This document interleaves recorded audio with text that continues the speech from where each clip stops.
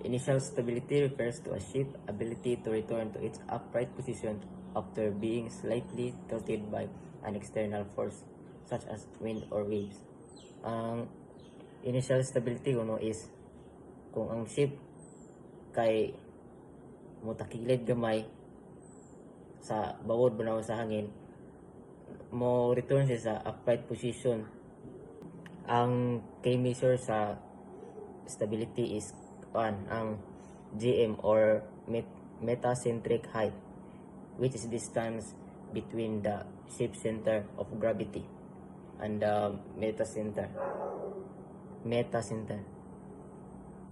Kung large yung GM or ang metacentric height, mas better yung stability.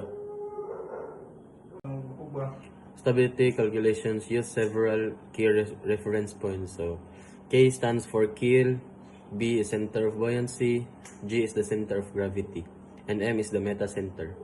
The distances kg or keel to center of gravity, and kb keel to center of buoyancy, and km keel to metacenter are used to assess a ship's stability when the lightning lever or GC shows how well a ship can create a distorting force when it tilts to one side.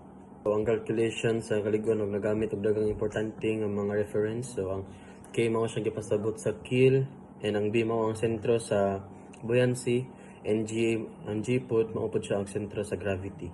And ang M mao ang metacenter. Ang mga distansya nga kg, kb, km ug mga gigamit aron mosusya ang kalig-on sa usa ka barko. O ang lightning lever or GC nagpakita kung sa kamaayong usa ka barko. The stability of ship is influenced by factors such as pull, ship drop, loading condition, and trim. Proper loading and weight distribution are to maintain safe and effective ship stability during operation.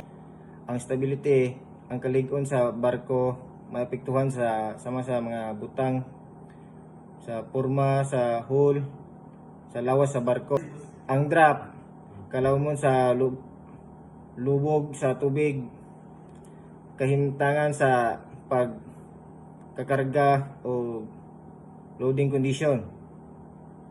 Ang trim, ang hustong nga pagkarga sa hustong pag-apod-apod sa gibug-aton, importante kaayo aron mo padayon ang kalig-on sa luwas o epektibo ang kalig-on sa barko panahon sa pag-operasyon.